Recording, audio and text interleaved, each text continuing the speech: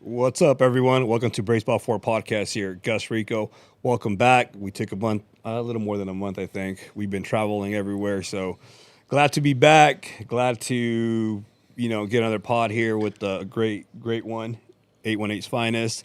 But like I said, glad to be back. Man, it's been a while. That's why we're late. It ain't a podcast if we're not late, right, Mr. Lira? Absolutely, But to my right, co-host Andy Lira. Man, I even forgot how to do this. Yeah, no, it's all good, man. It's like we'll catch on riding like a bike. But no, yeah, man, we're back. Episode 49. We got a lot of things to talk about. We've been away for a month and all that, but if you guys don't know, we are posting clips on our Instagram page, of course, at the Baseball 4 podcast page. Follow us there for that. We also have a TikTok, Baseball 4 podcast TikTok, if you guys want to go there as well. We do clips and things that we bring back other episodes. We'll post up some more stuff about our previous episode with Rox and, see how we're going from there to now. So don't be afraid to go hit the follow button there. Follow us there as well. Hit the subscribe button here, the like button. It's free. All it is to support. And we keep growing and we want to go. It is free to hit the subscribe button. It don't charge nothing. Nothing in life is free. Yeah. But, hey, coming back for another great podcast, man. I'm excited to catch up with them and catch up with Gus here as well. Rox Arroyo, man. How you doing, man? Good, brother. Thank you, man. What's up, Rox? Thank you for having me, man. It's always a pleasure to come man. back, man, to the 818. Part 3, baby. Part Episode 3. 49. Yeah. Yes, sir. Am I leading the league right now? in You most are. appearances? You are. Baby. 3 for 3 right now, baby. I'm leading the league, baby. You are. That's good. Yeah, no, I it's like good it. to be back, man, and catch up with you guys. For Obviously, sure, man. watching from afar down to Mexico, seeing what you guys are doing, and I know that this business is not easy, man. The business of baseball and player development, all the logistical stuff that you guys have to go through, which is, obviously my respect for that. So I appreciate you, man. I'm glad you reached out, and we, every time you're in town, I know you're in town when you put a picture, video of you on a plane and the city of LA.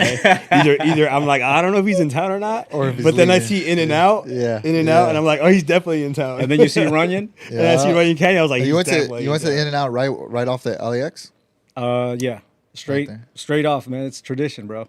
That's Yeah, a tradition. love it, Every dude. time when we go to Cancun, that's what we're gonna do when we come back. Come back just I will say this: I was a little disappointed with In and Out this time. Yeah. No, I don't know, man. My palate's getting used to Mexican food. Oh, And real there you go. authentic. All right, look, but how is that though? Let's compare the 1 and 2. So does Mexico even have burgers like an In and Out burger?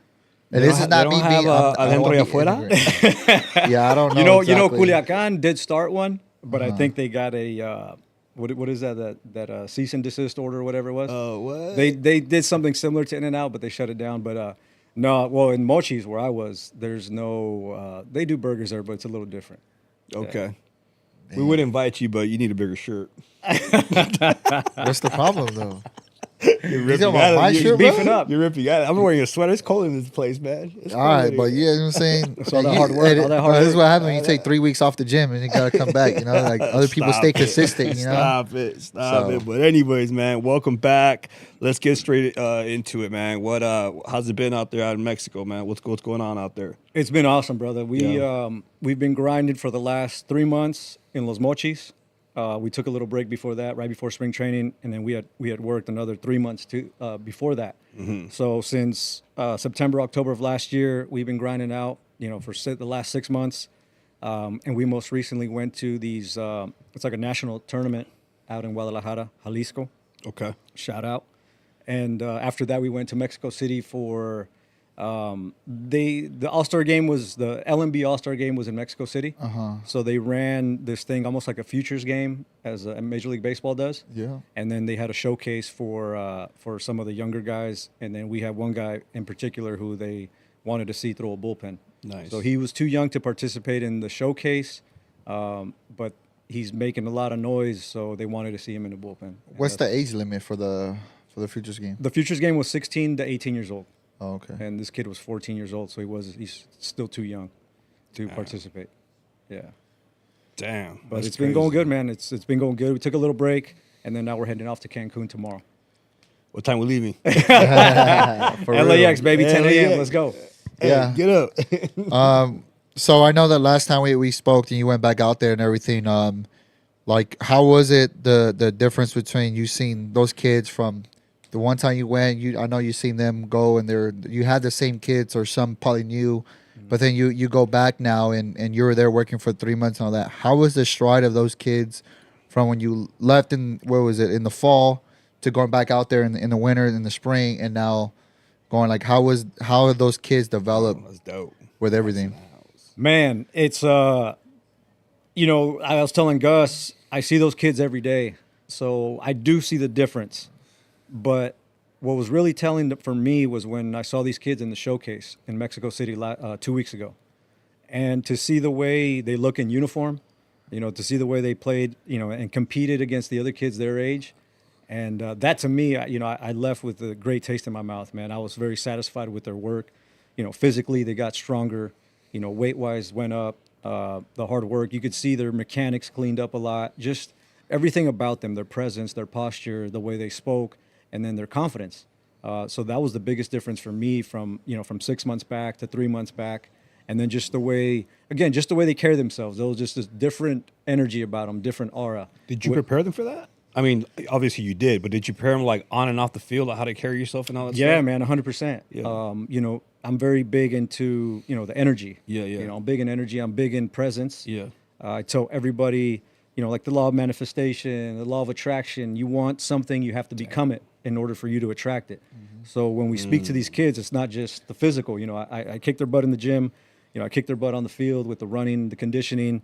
We work on the mechanics, but also we have a lot of talks, man. We get a lot of powwows and we sit down. And I know for young ball players, it's very tedious. At times you're like, all right, man, here we go again. Yeah. But those words, man, I mean, this is years of experience that we're teaching these kids. And you know, they're in a classroom in a sense. And a lot of the kids, you start to see them kind of assimilate to the way we act. Yeah. So there's a lot of responsibility from my end as well. But we definitely do have those talks of, you know, carry yourself as a big leaguer now. You know, carry yourself in a professional manner. Right. You know, open doors for, you know, older women or women in general. Be respectful to your parents. You know, all those things. So it definitely is. It's a holistic approach to on and off the field of being a professional. That's dope. Yeah. That's dope. How did you feel like going in, like you yourself? Like, I mean, obviously the kids were probably nervous as they should be. They're in a uniform. They're gonna throw live, you know, in front of a bunch of people at a stadium. But how did you feel? Like, I mean, were you nervous? Like, what? Like, there's always that what if. You know what I mean? Yeah. Like, what if, like, you know, God forbid, you know, he doesn't feel well or whatever. Wakes up, he's like, I'm sore. I slept on my, you know, on this side of the bed. Yeah. You know what I mean? Like, you just never know. You know what I mean? Yeah. Well, and then you go out there and you wake up sore and all that, like the recovery process of all that. Right. And then, but also the one thing I want to know is the competitiveness. Mm-hmm. Like, I know you guys don't really play as much as more developing and do all that, but when they do get the opportunity to go out there and throw a bullpen against somebody else, how do you do that? Like, do you guys have a simulated, like, you know, it'll be inter squad or something where you go and find hitters to come face? Mm-hmm. Or is it just go out there and go compete and this is where you find out if you're a dog or not, pretty much? Yeah, well, let me just answer your first question. You said, how do I feel going into that, you know, with these kids? You know, for me, it was like I was playing again. You know, there's a little bit of anxiety. There's some excitement. There's nervousness. There's nervous energy. So the only thing I know is how to approach these things from a player standpoint. You know, from what I used to do, you know, where you're sitting in your locker, you know, you take a shower and you put your uniform on, you know, one piece at a time. Right. And I was getting excited for these kids. So for me, it was like just seeing them kind of, you know, have that nervous energy, but the excitement, you know, that to me, that's what I felt. And, you know, I was excited for them, but I also knew and I trusted in the work that we put in. Yeah. You know, you always hear me talk about the baseball gods, and the baseball gods see everything. So as long as we're, you know, crossing our T's and dotting our I's with the work, I know that come, you know, game time or come showcase time, they're going to be excited and everything. But I feel I get excited until, you know, like once I see them on the field with their uniform. Right. So that day in Mexico City, you know, the first two kids that were there, they have their uniform on. I took a picture of them. I'm like, man, these kids look good. So once they start and do their activities, then I settle down. And it's not easy. You know, there was, you know, over 30 organizations over there. Wow. And then a scout from Japan. So you're looking at, you know, 25, 30 plus scouts, organizations that are watching these kids. And, you know, for them, it's something new. And like Lira was saying, you know, the process of them, you know, they lead up to, we have a throwing program, we have the strength and conditioning program. and then for them to get on and throw a bullpen, that kid Pacheco threw a bullpen in front of 20 plus scouts while everybody's watching. You just I just let them compete. Right. You just hope that hope for the best, but you know that the work is done. And again, I just I revert back to the baseball guys and say, hey, man, the work is done, and show us if we're doing the things right. That's and then for the other kids too, they weren't used to game speed and all that. Mm-hmm. But again, you just trust the work. You trust in the work, and you allow them just to kind of go out there and compete. And we're talking about 13, 14-year-olds, correct? 14. The youngest was 14. Okay. 15, 16, 17, and 18-year-olds. Wow. But your group of kids that you have are between what? That age? Between 12 and 18. Wow. Yeah. Yeah, that's dope. Because I was watching the thing on your Instagram. You were doing your posts and all that, and watching the videos and those kids going in. It was good to see because you could tell they all look composed. Not one of them wavered. Not one of them felt like the moment was too big. Yeah. And I think that's a lot of it is, and we always talked about, is preparing, is believing in the work that you guys have done for those 3 months, those 6 months, those years, for this one moment, and just go out there. Whether 90% of the time it's going to work out, but if it doesn't mean that, no, it's just, hey, let's go work. Now we know what we need to work on more because we actually did it. We actually put it to use. Exactly. Like we have one kid signed out of there. He threw 93 miles an hour. He threw 3 fastballs at 93, and the scout immediately came up and wanted to close him and sign him, which he ended up doing. But like you said, I leave it up to the gods, man. Again, you're gonna hear me talk about it. But if we do everything correct, and things come out, okay, or things come out very well, I know I'm doing my job. But if they don't, that's fine, man, because that gives us a kind of a barometer to say, okay, well, we need to be better. We need to work harder on this, or we need to work harder on that, whatever the case may be. But it's always a test, right? So the preparation is what builds the confidence in these kids. And those kids, once they put that uniform on, that's another thing. we're training every day in shorts and the t-shirt, right. and we're out on this field. They don't get that adrenaline dump. Right. But once they put that uniform on and they're in front of, they're in a beautiful stadium in Mexico City. It's probably first class. It's a big league stadium in Mexico. So feeling that they're in that arena with the professional uniform on, that just kind of it's almost like they earn to wear baseball pants. You know what I mean? Yeah, they earn their stripes. They earn their stripes, man. Mm-hmm. Like, hey, like we've been in shorts and they probably get bored. I mean, they're like, man, like it's not the real feeling, I should say. Like it's grinding in those mochis, it's hot. it's not like Cali. And it shows you like how much do you really want it. Right. Like this is where the mental game is as big as the thing. And I think that's why the game to them, it is actually fun. Because that other stuff that we went through is what was the most mentally and physically taxing. And then this right here, their opportunities like, man, this is light work, And I think that's what we always try to get kids and athletes to understand. That's the whole point. Yeah, right? the purpose of training is to make it difficult, man, because we're trying to callous the body, the mind, everything. Training is not supposed to be fun. You can make it fun. Yeah, there's pockets where you make it fun, but the training is the hardest part. And, you always hear Kobe Bryant talk about it, fall in love with the process. The process or, the journey. It's all about the journey. Yeah, but and it's a segment. I tell my kids all the time, bro, like success is boring. What do I mean by that? It's every day, showing up every day. I'm sore. I'm tired. I didn't sleep last night. For the reality for a lot of these kids down in Mexico, sometimes the power goes out, man, and there's no AC, so they didn't sleep all night.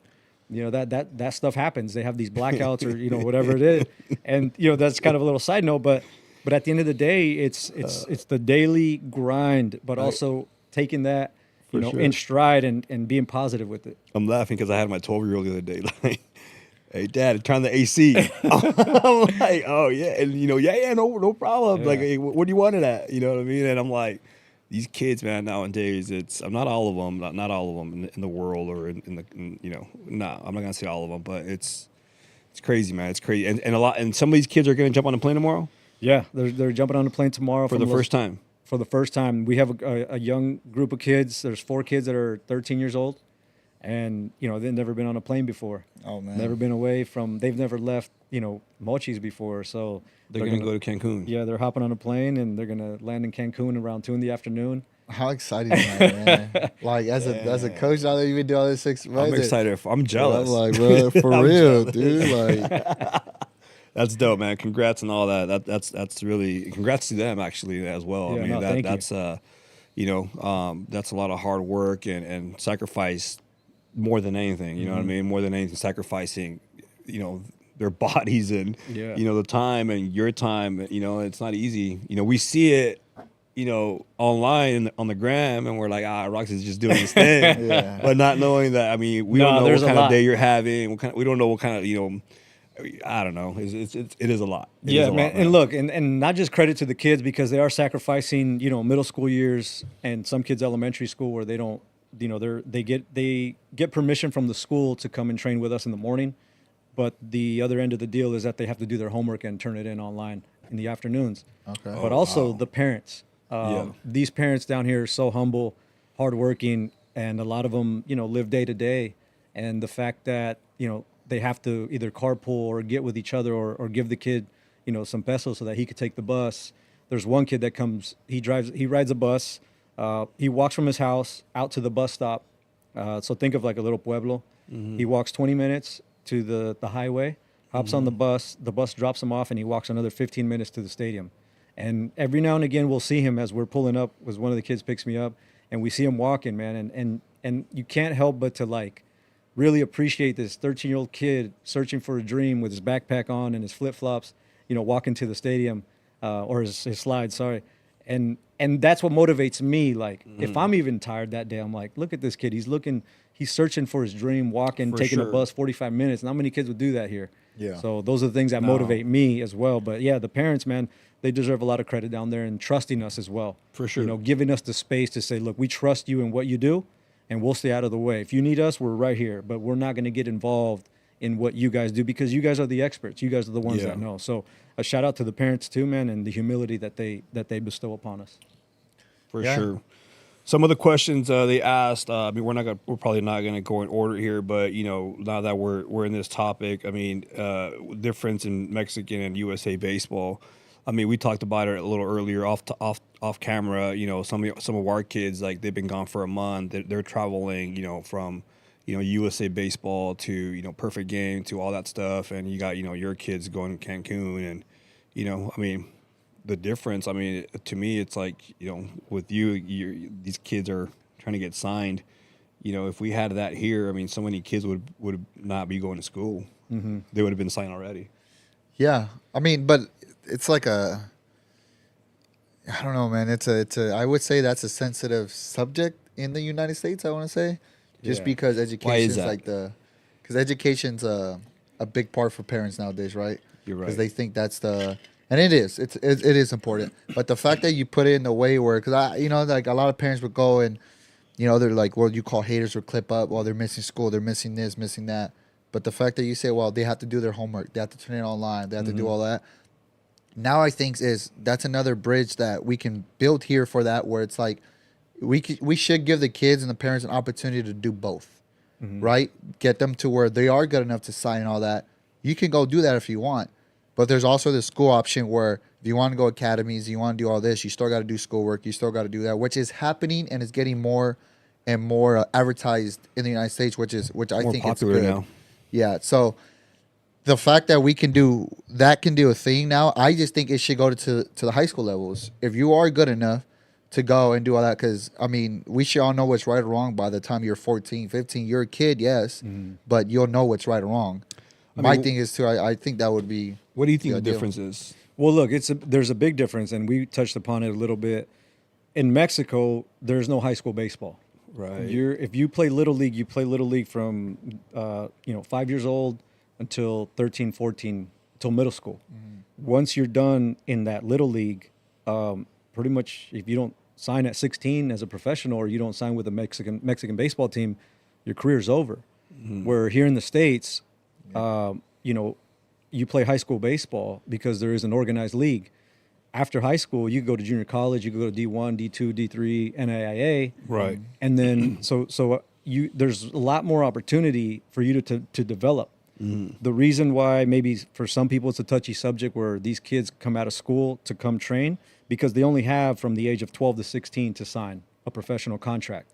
Yet they're still fulfilling their education, after the fact, but there's no high school baseball. So it's almost like we're going all in from 12 to 16. And if he doesn't sign by 16, you know, obviously then he can sign with a Mexican team, and then he goes on and tries to sign there, or he just has a good career in Mexican baseball.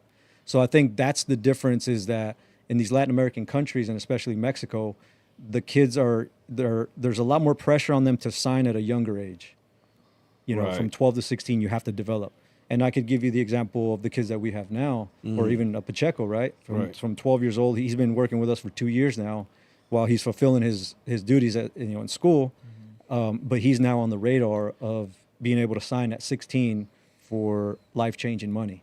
Damn. So, you know, that is a big difference. I think, you know, education's important, but at the end of the day, again, the best education is the one you get at home. The one your parents give you, and your close friends or family, on just being a good person, being a professional, being a good person, being somebody that does no harm to anybody, but also, you know, has their boundaries and respect and I think that's the best education. Now, if you want to go be a lawyer and a doctor or whatever, you know, profession you want to be, then obviously the advantage is here, because there in Mexico, there's not as many. I don't even know if there's like maybe a high school or 2 high schools in Mochis. Wow. that I know of, maybe 2. Yeah. Well, that, and then also too is just like, you're like you said, Mochis, right? Like different cities or different states have more money or more opportunity, just like anywhere else here, right? Yeah. It's really, I mean, but the only difference is that anywhere you hear, you can go to high school. Anywhere you hear, you can go to college. And I think that's the biggest difference on the lining there. Because I don't think we touched on line, because I didn't realize that there was no high school baseball like at all there. No. Or maybe I just completely forgot about that. We should go create one. That's what I'm saying. Like, what would it take to money? Like a lot of money, but money, organization, resources. You know, never mind. That's the difference. So to answer the question, right? There's a lot of differences between Mexico and youth baseball here and youth baseball over there. Absolutely. I just think and it boils down to that. It's just limited resources up there or down there, and just opportunities aren't as frequent as they are here. Right. Yeah. Damn. Man, okay. So we touched on baseball in Mexico. Is that what? Yeah, that was, you know, that's kind of the on the youth side, or like the development side. And when it comes to, you know, like the LMB and the LMP league, which is the summer league and the winter league versus the big league here, you know, it's different as far as the atmosphere. Right. You know, if you were to compare like Dodger Stadium in Mexico City, it's a lot more of a party down there. You know, people celebrate more. They sing, they dance. There's food. It's just this big celebration of baseball down in Mexico. Where here, it's, you know, there is still that, you know, very festive fans and all that, but it's just a little bit different. Down there, it's more of a party. I don't know. Here, I don't know what you would consider. I haven't been to a Dodger game in a long time, but I can't afford it anymore. Well, there you go. Down there, it's very affordable. I think you could probably buy a beer for a couple bucks, 20 pesos, 40 pesos, $2. Tickets you could probably get for $5, if that, 100 pesos, 50 pesos. So economically is very different. The experience down there is awesome. So, man, we got to head down there, Lira.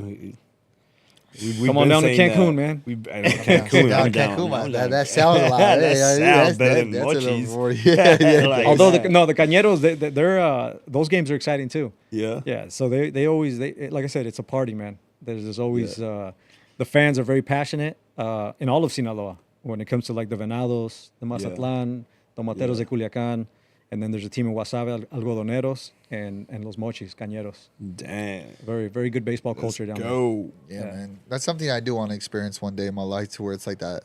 You know, like you said, like, I know we talked about last time how Japan does their thing and all that. Yeah. How Mexico, I want to go in there and experience Mexico and see what the lifestyle is about, man. Yeah, for sure. I mean, going back to these kids, Pacheco, what's I mean, the kid has grown, and I'm sure his velo went up. We're not going to discuss that, but, you know. Hey, it's public record, man. Public record. Public record now. Oh, okay. After the All-Star game. Yeah. I mean, let's talk about him a little bit. And I want to talk about, like, what have you seen since you started with him till now? Okay, yeah. Well, hold on. Let's get That's a good one right there. How's the glove still, though? I was just going to touch on that. Is the glove still in shape? I was going to say, that's the first thing I see in this video. So I was going to say, first off, thanks again for the glove, man. you saw the video. I sent you guys the video of him saying thank you, and then I think the clip was like, oh, we'll hope to see him use it. Yeah. And then I put the clip of him playing catch with it. Yeah. Kid loved it, man. Yeah, Kid loved it. It's like it was like a kid on Christmas morning opening up, whatever he asked for Santa. So that fired him up. Last time we spoke, he was throwing 82 miles an hour. Mm-hmm. He most recently threw 85 at a tournament in Guadalajara, and then ended up topping that to 87 miles an hour. So left-handed pitcher, 14, right? 14 years old. And I've seen, man, the changes that I've seen with this kid. Let's have a brace tryouts a couple weeks. For real, have him come hang out for a little bit. Yeah, no, he's different, man. Like I told you, he's built different. Yeah. Thinks differently, walks differently, but it didn't come easy. He wasn't, let me just say, I don't know if I touched upon it last episode, he was a left-handed catcher. And he was a left-handed catcher because his dad put him there so that he could play.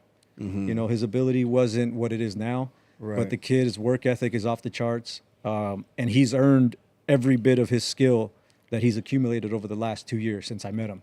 The fact that, the way he works, the way he pays attention when we tell him, we want you to do this with your mechanics, or we want you to do this with your front side, whatever it is, he studies video and then he applies it. So to see the jump in, I think when we first saw him, he's probably throwing like 70 miles an hour. I mean, we're looking at 17 mile an hour difference in a year and a half, 2 years, from being a left-handed catcher to now pitcher, who is being highly scouted and is one of the top prospects for his age group, not just in Mexico, but all of Latin America. And it just boils back to that, man. His sacrifice, his dedication, his discipline, his mentality. Mm-hmm. And I'm pouring my heart and soul into this kid because he keeps pushing me. Right. He keeps proving to me, we long toss, and then he'll be at 275, and then all of a sudden he throws over 300 feet. And then I'm like, man, so he keeps pulling on me, so I'm gonna keep pulling on him. But that's a beautiful story for him because the player development, and not just him, but even the other guys. Yeah. The other guys, they're seeing their bodies change. Guys are getting taller. You're seeing the velo, and then you're able to see, the gratification that they display, and then the hunger, because when they're getting the positive results, they're coming in the next day, excited to train. And where the gym used to be like they hated it because it hurts and because of the pain, now they love it because they see the difference. Right. So those things for me are gratifying. But just that's been the difference in Pacheco, man. He's making some noise, and God willing, like I said, he's going to be something special. So he's on that plane tomorrow. He's on that plane tomorrow. See, Diablo. But let's can you recall a moment where he was like, nah, I'm good? Because I feel like sometimes there's always those stories where it is a lot because the kids may be going through things. They don't have it all. Their parents. Oh, this is your adversity segment. See, I wasn't trying to do all that because it was a real genuine question. This is an adversity segment. Just say it, bro. No, it's a genuine. Let's go, baby. Let's go. We're talking about the kid here, bro. You know what I'm saying? Like what moment? Because let's be all real, bro. It's been a while since wasn't there? Hey, you put me in the middle. This is what you get. All right, man. You know what I'm saying? Yeah, I did put him in the middle. I'm gonna jump his ass next. You know what I mean? Rox and I are gonna be jumping your ass right now. But yeah, like, was there a moment where he was like, nah, man, like, because let's be real here. Everyone's had a moment on no matter what coach, whatever it is, where they're done, and then they're like, I'm walking out, but then they come back, realize like, you know what, nah, man. And I'm gonna be honest with you, they do it to the most trusted, to the most people that they know they can kind of get away with. I'm sure he had one though. There hasn't been a moment with him that's been kind of that drastic. As a young teenage boy going through things, school, girls, the cell phone. We had a couple moments. Your WhatsApp.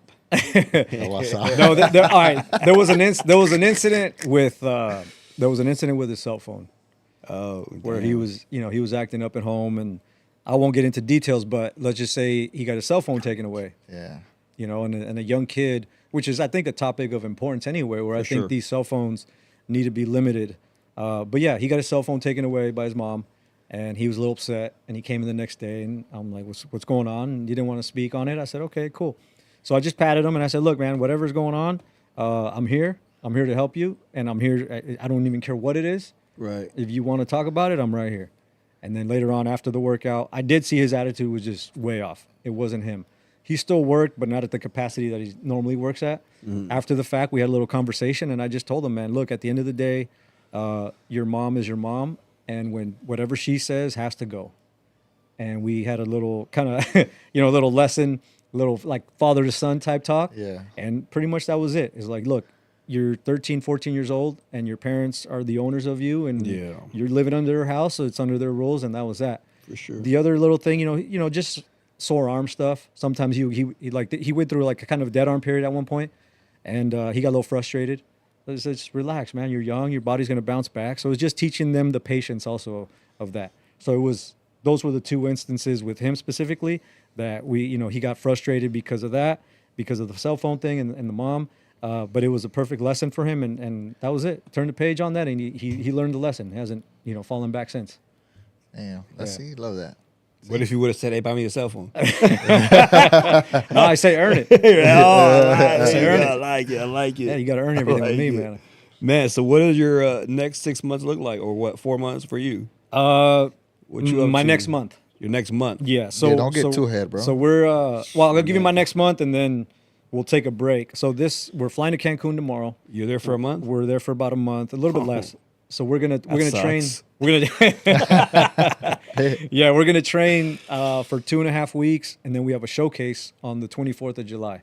Okay. So a showcase, for those that don't know, down in Mexico is it gonna be televised? No. Damn. No. We have a coaching meeting here. We can put it on TV. No, this is a private event organized by the Tigres, by the organization. Okay. And there's more than 20 organizations and a team from Japan. Again, they're going to come down and see the group of kids that we have. We have 9 pitchers right now, or 8 pitchers and 1 catcher. So we're going to run them probably. He catches everybody? No, we're going to have some help, but he's the only one signed catcher that we have now. No, I'm saying like at Los Mochis when you guys throwing pans? No, we have another kid, but he's not signed with the Tigres. Or do you get down there as well? Sometimes. Yeah. But I'm getting older. Yeah, I'm getting older. I literally said Diablo, but I'm scared. I'm good. Yeah, no, so we're going to go down there. We have the showcase. MLB scouts are coming out in brass. They're coming out. So it's a big showcase for us. Okay. It's pretty much the fruits of our labor over the last 6 months. And they're going to come see specifically this kid, but also the other kids that we have, because there's a couple kids in Cancun at the stadium, where the Tigres play. Yeah. Damn. So after that, I'll stick around in Cancun for about another week, and then we're pretty much all of August and September. Mid-September, I'll rest. It's kind of like our off season, and then we'll jump back up again mid-September, October, November, December in Los Mochis, kind of as an off season, training, player development stuff. Yeah. Damn, that's a big deal. The next couple weeks here. Yeah, these next couple of weeks, man, is we're talking offers are going to be put on the table for some of these kids. Wow. Now the negotiations start as far as signing these kids or closing a deal with them. So that. And you've been back home for 2 weeks. 2 weeks, yeah, 2 weeks tomorrow. And did you give these guys some homework in these 2 weeks? I'm sure they're doing something. No, well, I gave them a week off just to completely rest, Nice. Hang out with the family. Whatever hobbies they have with their family, just relax. But you're staying in touch with them? Yeah. And then this last week, they trained from last Wednesday to this Wednesday. Just play catch, get out there, because it's hot down there in Mochis right now. So the scout that we have, he organizes the practices down there.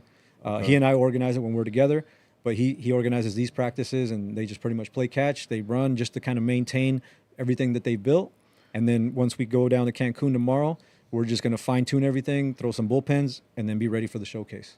And Cancun's going to be a lot. Well, not a lot, probably a little colder. Nah. Is it even Cancun's hotter? cooking right now. Damn. It's I hot. don't know. We should go check. Yeah.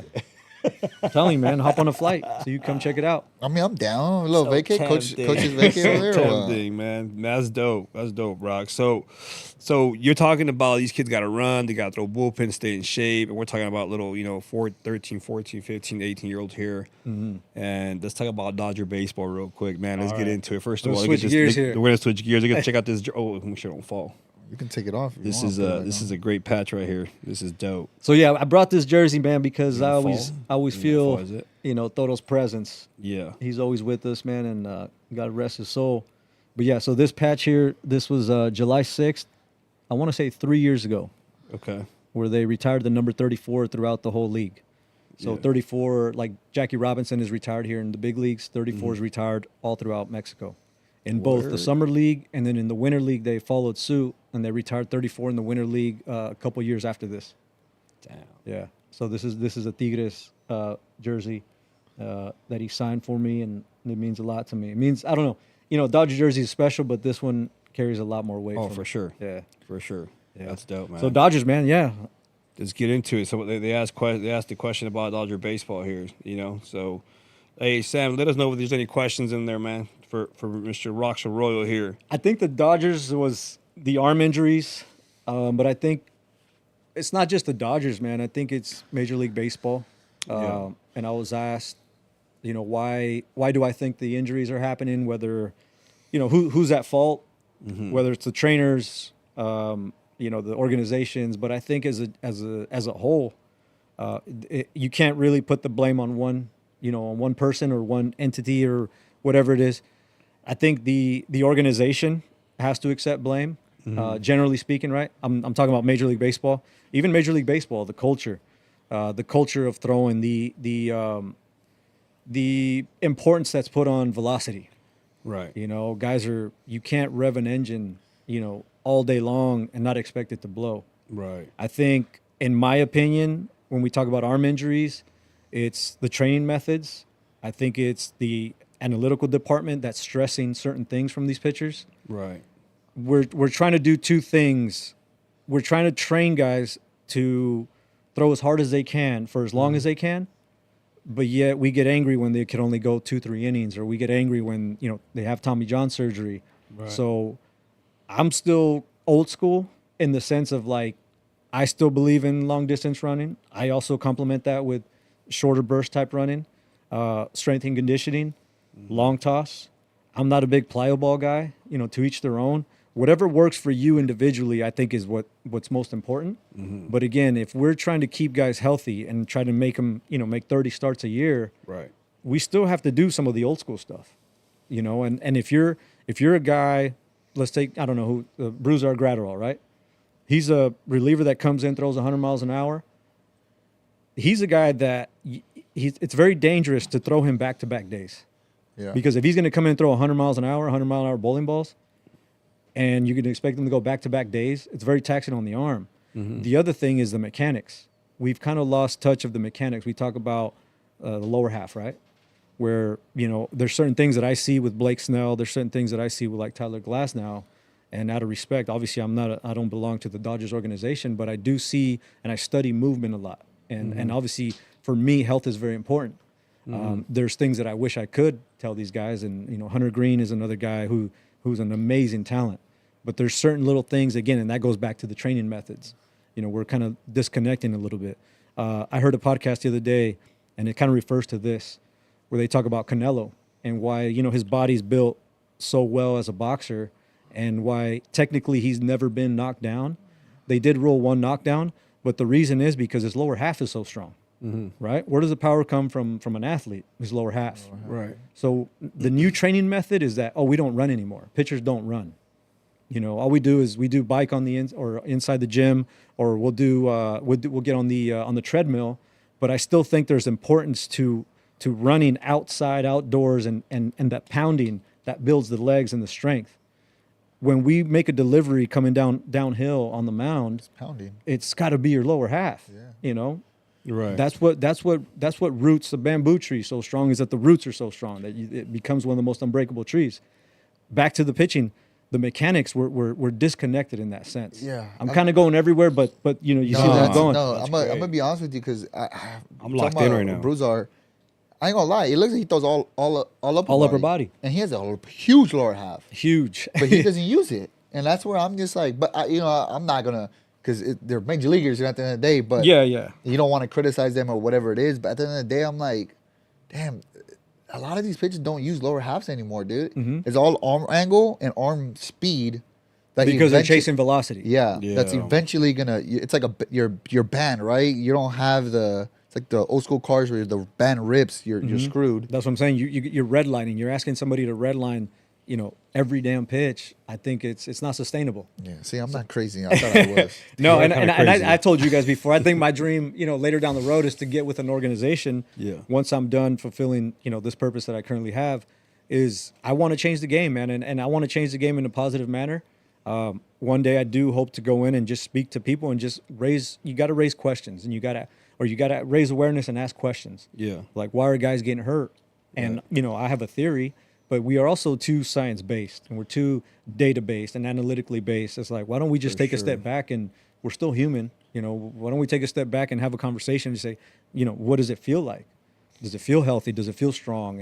And again, everybody's different. And I just think we have to be a little more, intelligent with the training methods, the preparation, the mindset. And we have, the best technology in the world, man. We can see, every movement in the body and the mechanics of everything. So I think that's very important that we need to get back to.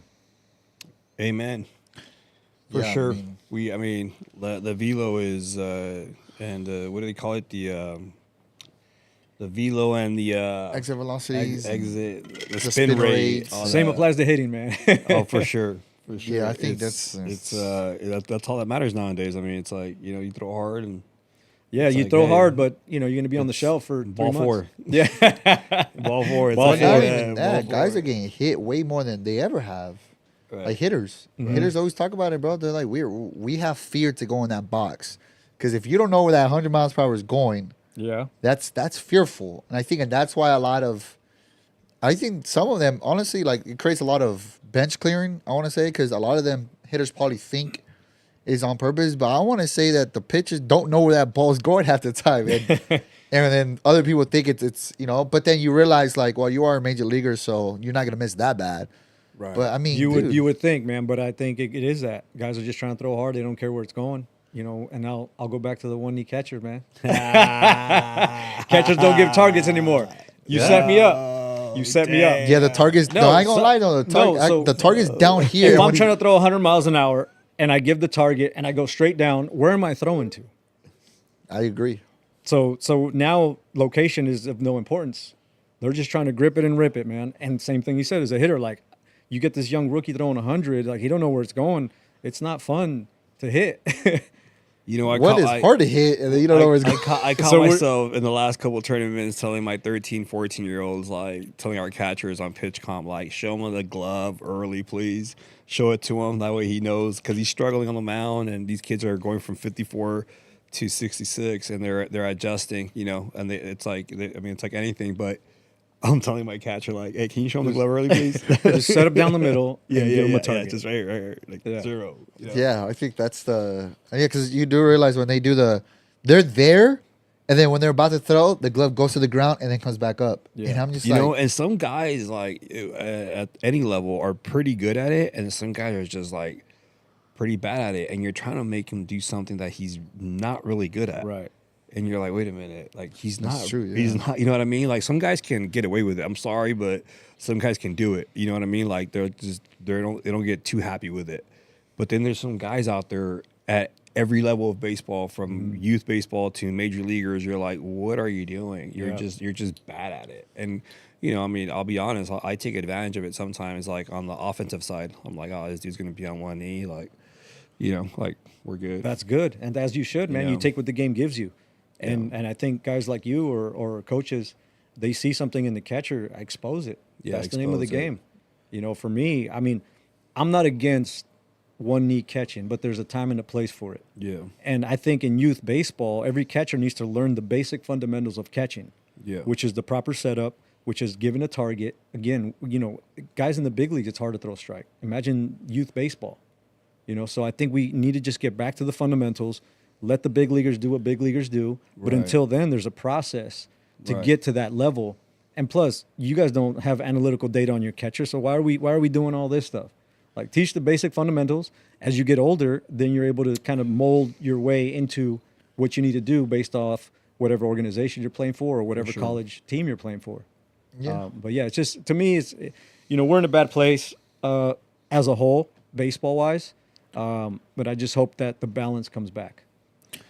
Yeah, sure. I think it will, in the sense of like when I don't know. Yeah, when we don't know. I just know that the personal training is huge for like catchers and pitchers and everything, and we don't know where they're ain't told. We're still like, the way I grew up was use your legs, because if not, your arm's gonna get blown out.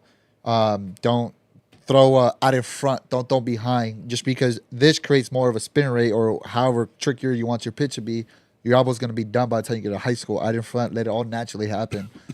But when you're going against and you have these other pitcher guys going, you're just like, hey, some of these high school kids, excuse me, some of these high school kids played a season from, I'm going to use Birmingham as an example, and this is like going a little bit off topic, but I want to know how you feel about this. I think we discussed this in the past, but now that I see it firsthand, because I have a high school kid that's right in the middle of his high school career, they grind from August when school starts in a month. We have our tryouts, and then we go through our fall winter program, and then we have winter ball. We play our 12-inning games on Saturday morning, and then some of these kids are still doing showcases and all that stuff, and throughout the fall winter.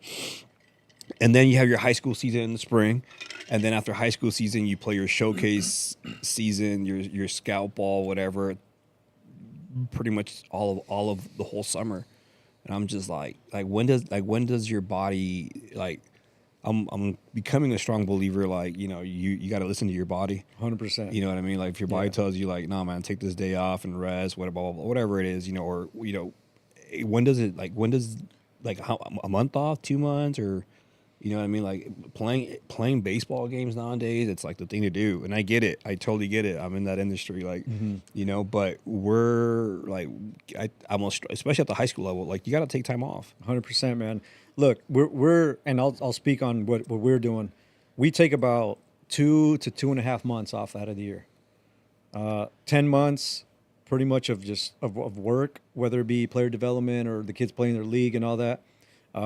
I think rest is extremely important, especially because the kids are growing at that age. Right. You can't overdo, the training and and expect them to be healthy. I mean, think about it. I look back at my career where it's like you play, 6 months out of the year plus spring training is 7 months. You're a zombie. Mm-hmm. Now these kids are, younger, but again, individually, kids have to listen to their body. Right. If they're tired, I swear, dude, just take a day off. Right. Take a day off and don't try to be, Mr. Tough Guy and say, no, well, somebody else is out working me. If you work hard enough on the days you're supposed to work, you don't need that extra day and try to, I tell people it's all eyewash. Nah, man. You took it's 21 extra days But I off. came back in like, you took 21 extra days off. But I came back in like I didn't even take a day off. That's not what your body said. Listen to your body, buddy. For high school kids, man, I think after the season, definitely need a break. And again, everybody's different, whether it be 2 weeks off, whether it be a month off. Completely off, I would say a couple weeks, 3 weeks, generally speaking, give or take. But, remaining active is something different. But as far as like, baseball and the actual grind of baseball, there comes a point where you have to rest, man. That's just the nature of the beast, and that's just the way the body works. And again, I can kind of go into the nutrition side of it, the sleep side of it, the quality of food you're eating. All that stuff is very important because if you nourishing your body the right way, you won't need as much rest as somebody else that isn't. Right. But yeah, at the end of the day, I tell my boys, listen to your body. For me, as a coach, trainer, as a catalyst, I look at my guys' energy every day. Mm-hmm. And sometimes I have the script written as to what I want to do that day, but I'll adjust it based off how I see them. Really? Yeah. And I ask them every day. I do a check-in with them. Hey, man, how's everybody feeling today? And they're like, oh, I'm tired. I'm sore. And I get it. Okay, yesterday we did legs. Then we ran this. And we did that. Okay. You know what? And I'll surprise them. No running today. I'll surprise them and they get happy. But then sometimes you have to lose a day in order to win another one. If we try to win every day, not every day you're going to win. That's two quotes. Where was the first one? Law of attraction. The law of attraction. You can put it on TikTok later. Oh, I haven't even. That's why I'm just scratching the surface. If you guys want me to get deep, I'll get deep. No, the law of attraction, right? Okay, I'm going to pick that one. This one was the law of manifestation. This is why it's part 3, so this one right here is, in order for you to win a new day, sometimes you got to lose a day, which is correct. You don't want a half-ass day. You want a full-fledged day. I'm going to walk into hardcore fitness tomorrow like, hey, man, you see my energy?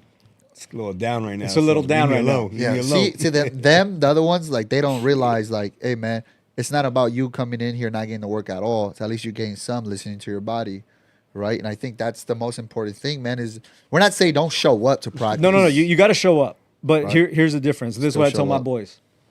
How do you feel today? 0 to 100%.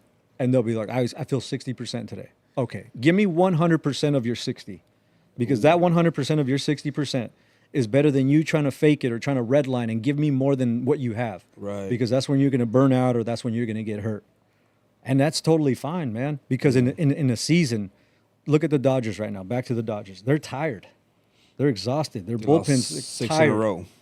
Well, Mookie Betts is tired because he's switching positions, and people don't understand all the work that goes into the daily reps that he has to get in the ground balls every day, to his right, to his left, all the throws. He's on his feet for 3 hours before the game if it starts.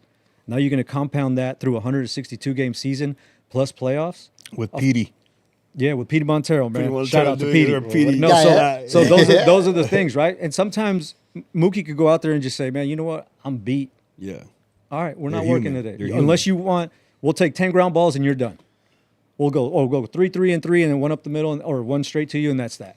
Quality over quantity. So you do a daily check-in. When you go work out in the morning, you say, man, look, I don't feel great today, but I'm going to give you, instead of 3 sets, I'm going to give you 2, but they're going to be legit. So those are the things. You just, they're not all you though, adjust. Rox. They'll look at him like, I'm giving them some leeway. Huh? yeah. They'll look at him and be like, yeah, okay, you better give me 4 now. Well, when I that's wake me. up That's tomorrow me. at 4 a.m., I'm gonna look at this. I'm gonna, you know. Yeah, but you know what? It's a Check out trust this factor. episode. I think that's the biggest thing. Is you're with them for so long, you can you know the ups, the downs, the leeways. There's a trust factor there to where you know a kid won't lie to you, just because he doesn't want to work. Yeah. I can't speak for that for a lot of these kids nowadays, where they're gonna go, Yeah. "Oh, you're gonna give me that? Oh, I'm gonna take that all the time." Right. And that's the scary part for like, cause dude, let's be real, we all want that, right? Cause we're tired, dude. We want to be like, yo, Yeah. you know what? Let's take this day off. But what we don't want is kids to try to take advantage of that. Which, in your cases, I don't think that's the case, because there's just so much of trust and realizing what goes into that. Yeah. Where. Yeah, that comes with time. That comes with time, and that's our job too, to understand each kid individually. Yeah. I'm telling you, man, I can see the way the kid walks into the stadium or where we're training. I know where he's at. I know exactly where he's at. But again, I think that to me, or for me, it was because, you know, my playing experience as a catcher. I had to read my pitchers. I had to read my team, my defense. That's just something that I have, and that's just the way I think. Right. You know, and anywhere I go, I just kind of, that's just the way I view life.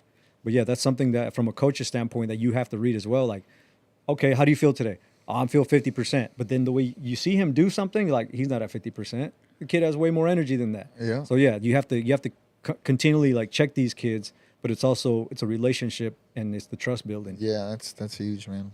100. So Cancun for 2 weeks. Cancun for 2 weeks. All the kids go, or certain kids get picked. No, we have about 15 kids that we work with down in Mochis. Okay. And I would say, or maybe a little bit less, and then 9 of them are coming out.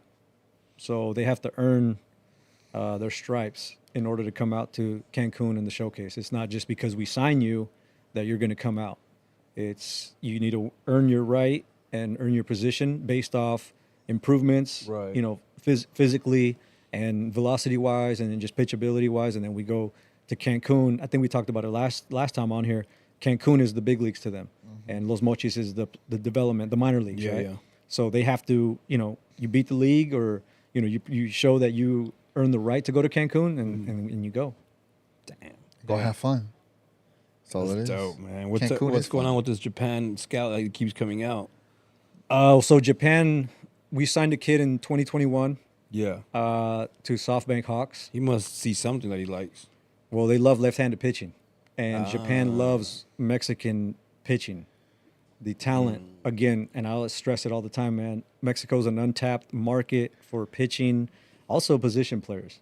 We just have limited resources. But this lefty that signed to SoftBank in 2021, he's in AAA for that team now, so he's on the verge of getting to the big leagues. But that scout really loved the way all of that came about. And he had told us that year, he said, hey, I want another Armenta. So we have this other lefty, and there's just something special about left-handed Mexican pitchers, man. Our boy here. And so he loves this kid. And as long as we keep producing talent like that, they're going to keep coming out.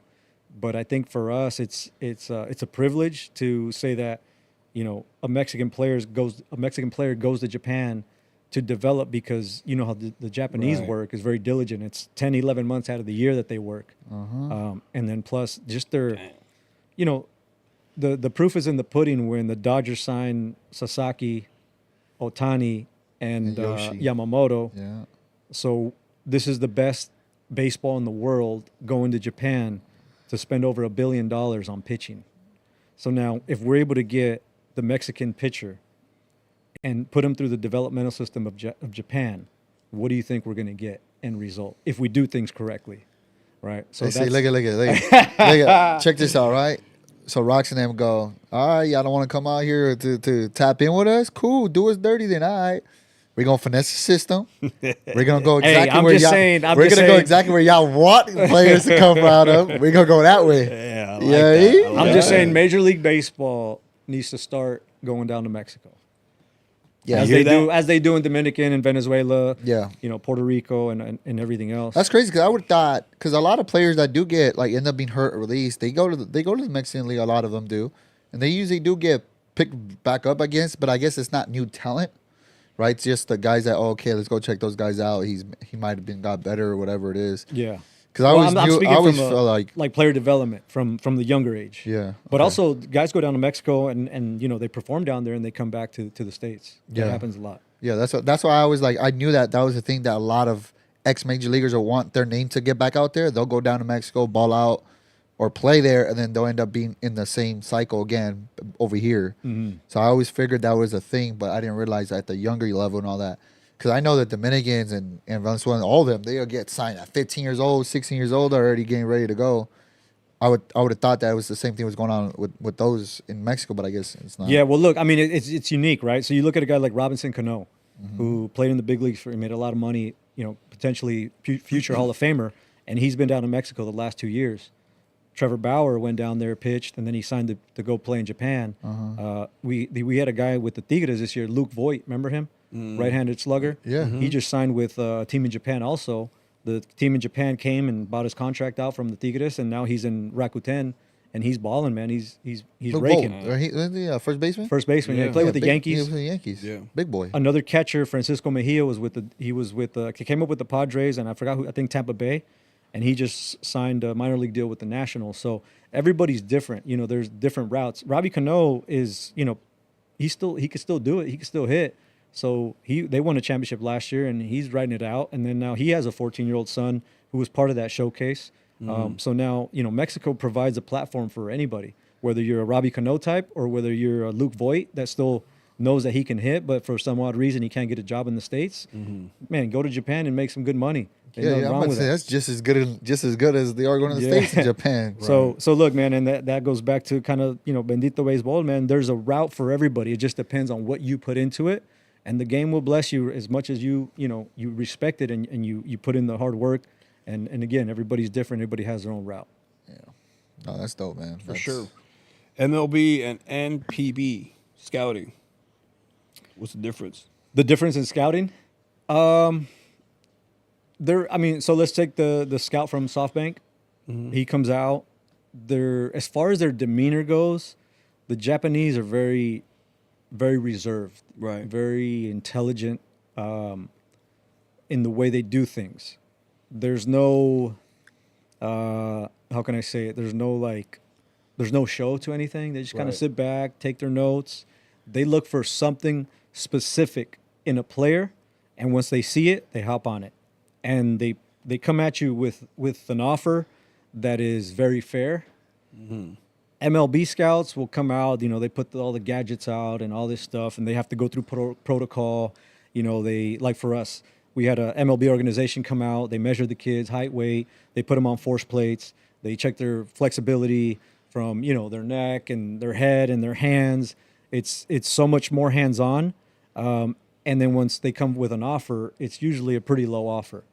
So now there's room for negotiation. Yeah. So I think that in overall, the Japanese, again, know what they want. They come at you, and here's what it is. No negotiation, because it's a fair offer, sometimes more than fair. And then MLB is a little bit different. They come at a little lower, and there's a lot more testing that has to be done. So Japan still uses the eye. they still use I can see a ball player. I don't have to measure him through different metrics and test him. I know what I want. I see what I want. Here we go. So that's because they have all that over there in the sense they have the gadgets if they need to, and they go off. Okay, your potential's there. I can see it. All right, I feel like I can make you into something, and I ain't gonna lie. Japan's produced. You can't say they don't. So you're gonna go there, and I'm gonna trust your eye. Well, man, look at. I mean, just their brand of baseball is different. It's still pure. It's a pure game. They win the Little League World Series every year, right? Bro, their discipline is off the charts. Their work ethic is off the charts. Their honor is off the charts. I was watching this video of a team in high school where they were doing PFPs, and the pitcher messed up, and they took that pitcher out of the practice because it was a disrespect to the rest of the team. He went and spoke to the coach. The coach was yelling at him, and he just bowed down, pulls him out of the practice and sends him off to another field to repeat the same play that he messed up. And while he does that, the rest of the team gets punished for his errors. And they're doing like these exercises. I would be in jail. Yeah, we'll be definitely jail. No, that's what I'm saying. The work ethic and the discipline in Japan is second to none. Imagine that? I would get sued. But do you want to be great? Oh, come on. Do you want to be great? Come on, man. My brother said, I think it was when we're talking about bullpens, maybe it's because of the crow hop, and then he got thrown into a net. Yeah, man, that whole velo thing, going back to that. And, my biggest thing is, like, you got guys throwing bullpens into a square thing. It's like, dude, where's the catcher at, man? Like, yeah, it's like I look at robots. Like, I look at just robots just throwing a ball against the net. Especially these high school kids nowadays. Like, I'm sure you got a homie, you got a boy, you got somebody like, hey, what are you doing right now? You're doing nothing. Like, come catch my pen real quick. You know what I mean? Yeah, it was unheard of how do you throw a bullpen to a net? There's something beautiful still about the way the ball comes out of your hand. The way it and sounds. the way it sounds. Yes. And the but feedback, everything to a pitcher. Of course, the feedback that you get from a catcher, indoor, you know with the echo, pop. Yeah, the other thing is like just catching and framing, not catching and yanking. Because as a pitcher, he wants to know where that ball landed, so he can make the adjustment if there's an adjustment to be made. Yeah. But there's just this beautiful dance, man, between the pitcher and the catcher. And now when you see these kids, the chasing velocity, it's just like I just see a lab rat robot, just like. And then catchers are just moving everywhere. I think catchers have been more tired than ever. I don't know how they do it. Because they're chasing everything. They have to block so much more. They have to, like, come get a pitch here, stand up here. Now, when do you ever see a catcher just go and get up and throw? And then get up and throw. It's not rare anymore. In Japan, I think Japan does a great job, watching their catchers. You see a guy go down on one knee, but he gives the target. And then he'll catch and stick it still. Yeah. He'll go down on one knee, but you don't see like that crazy move with the glove down to try to work back up, which we're just individualizing the lower half or the lower part of the zone. What about the right, the left, the top? So how many pitches are we missing up here? How many pitches are we missing on each side? Now that we have caught every low pitch, but that's the geniuses that are making these decisions, which to me, of course, your numbers are going to go up on the lower part of the zone because that's all we're dedicated to. But to me, it's just still target, a little relaxation, and then stick the pitch. Hold on. I ain't going to lie, though. How much does that change hitter swings? Because you got to think about it. Pitchers and catchers are trying to go down to a zone, right? Probably chasing and more so pitches. now, not that they're going down. They just don't want to miss that pitch. Or try to yank it to get a strike. So what I'm saying is your pitchers are trying to paint more, as we always say, miss down.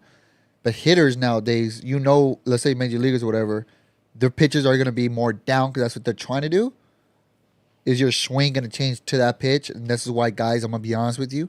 I don't see guys hitting fastballs up anymore as much as they used to. Because they can't get there. So I don't know if that's a... Well, here's the funny thing.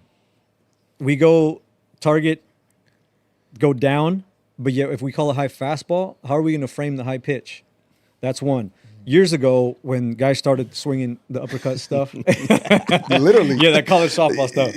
No, so look, when the swing changed, I would say early like 2010 to 2014 ish, when the swings changed into getting the ball in the air, hitting that low pitch, hitting in the air, not hitting a ground ball. That's when the top of the zone fastballs came about. that top of the zone gas. That's what everybody preached. Okay. And that's where we're at right now. That's why they preach the high fastballs. They can't hit it because of the loopy swing. Yeah. Because there's just no way you can cover a high fastball with that uppercut swing. Fastball up and away, you can't hit that. All I know is Paul Skeens 4-7 with a 1 point something ERA, bro. Yeah, but he's a guy that uses his whole body. I'm gonna be honest with you. That's a workhorse. Well, Paul he's a Skeens big uses boy. his whole body. Big boy. He throws a Like football. he goes boom, and then like, but that's why the older guys like they use like the older guys now that are still pitching. They use a lot of their body, like, but the younger guys on that, it's I don't know. Zach man. Wheeler, in my opinion, has the best mechanics from a righty, and Aroldis Chapman has the best. I think if kids want to model somebody, Not Kershaw? Kershaw has good mechanics, but he's still like his backside needs to turn a little bit more. But Kershaw, look at Kershaw. Hey, You know what I love about 3,000 Kershaw? Ks. Talking about who? 3,000 Ks, man. But you know what I love about Kershaw? His demeanor on the mound and his rhythm. When you watch Kershaw pitch, there's a beautiful cadence to it. There's a pitch every 10 to 12 seconds. Pitch every 10 to 12 seconds. And just his demeanor on the mound, and he's a bulldog. Like the kid wants to win.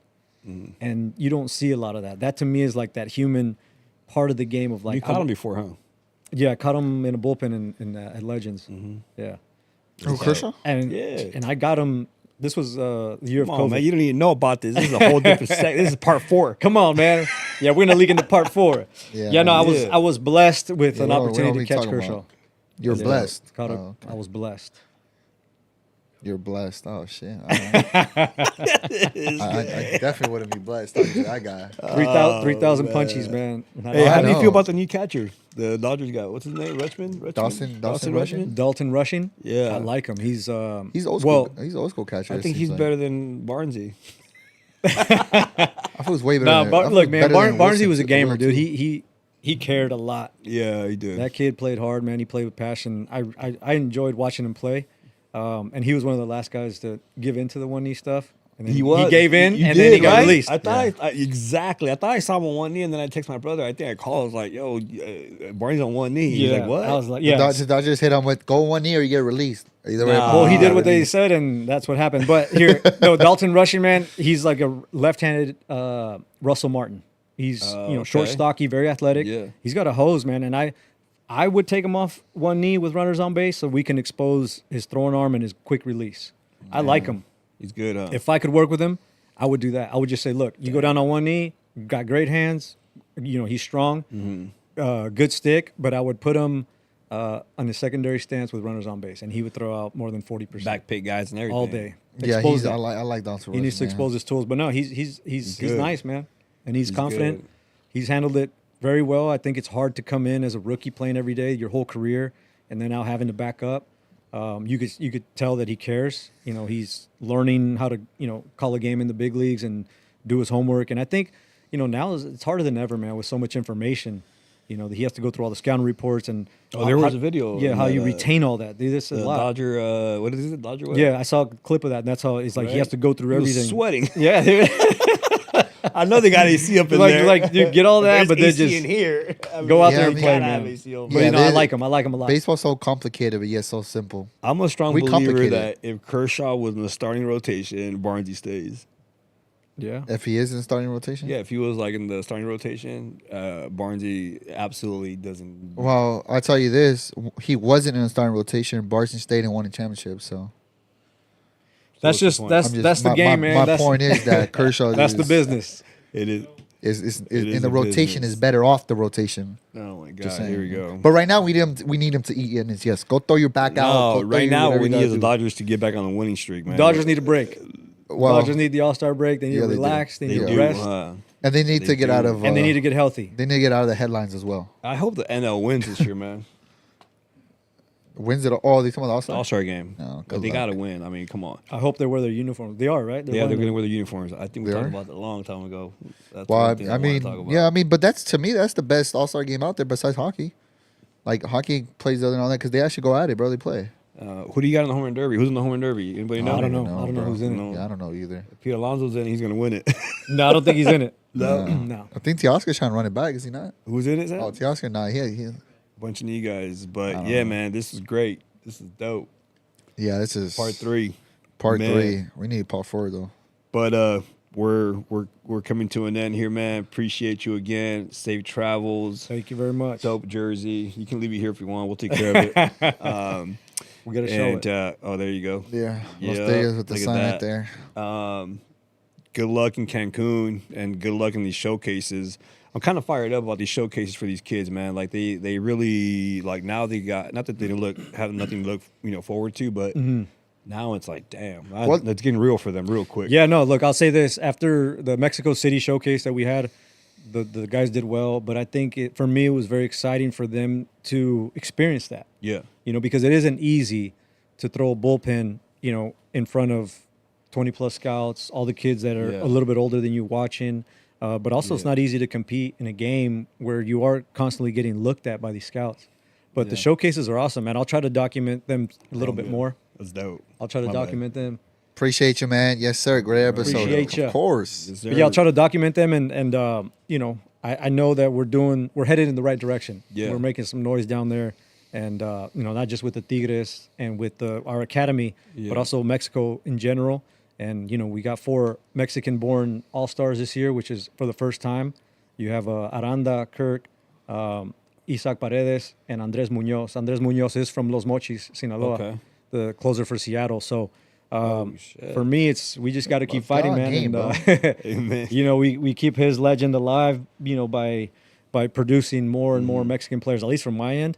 And that's what we're fighting for. Hey, that World Baseball Classic is gonna be real interesting this year. Yes, it's gonna be very Japan. interesting. We want to smoke with Japan now, honey. When is that again? 26? 2026. March next March. Where's that at? That's next year. I don't know where it's at, but I think they're playing in Houston. I just know. I think the first round is in Houston. Mexico's coming back with that same team plus more. You said plus more. You said in March in Houston? Yeah. Man, we might be down there for the 1000s. Yeah, we gotta make that happen. Hold on, let's make it happen. Hey, the PG. Hey, PG. Hey, do it with the World Baseball Classic because last time was in Arizona. We went. Okay. Remember the one in Arizona we went? We got the USA game. Yeah. Oh, that's where the lefty. Dino. Yeah. Right. Yeah. That's where Dino was. Dino's back. He's healthy now. He's pitching with the Phillies in high A, I want to say. March 6th through 11th. You heard that, PG? All right, where's Tony Harper? Hey, we need those that tournament that day. Because usually it's the first week of March. Yeah. So tell him make it second week. Man, that's dope. Yeah, no, but thank you, man. Thank you for the time, the space, and it's always good talking baseball with you guys and catching up. Baseball, man. Yeah, no, man, appreciate it, dude. It's always good catching up because we get to see the progress of everything that's happening out, and I think we need to be a part of that progress. But don't worry, I'm gonna try to convince them. Hey, wait for the project, bro. It's coming out. We're gonna make is it? Yeah, it's coming. Okay. We're just building chapters on this. I know. I'm like, man, where's it at? I'm turning on the TV every day. Yeah, no. I'm like, yo, it's coming. And then chapter 10 or chapter 20 is gonna be Braves Baseball Academy. It's Bravo. It's already scripted out. We might even make a movie. We might even make I'm gonna write a book about it. That's but dope. You'll see. That's dope, man. Yeah, man. cool. Thank you. Appreciate you.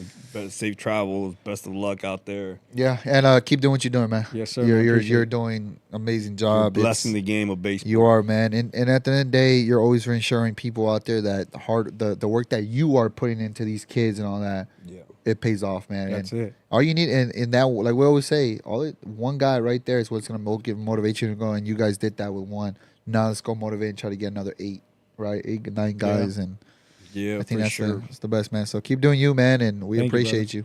But before we let you guys go, episode 49 here. Welcome back. We're back again. Braves Baseball Academy. We are hosting tryouts on the 26th, 27th of this month. So you guys go ahead and you want to come try out. If you haven't registered, you guys are more than welcome to walk in. We have, I'm not going to put the number out there, how many kids are coming out, but we have a lot of kids coming out to try out, and that's great. Go ahead, Lira. Yeah, so don't forget to hit the subscribe button, the like button. We appreciate you all again, and we out. We out.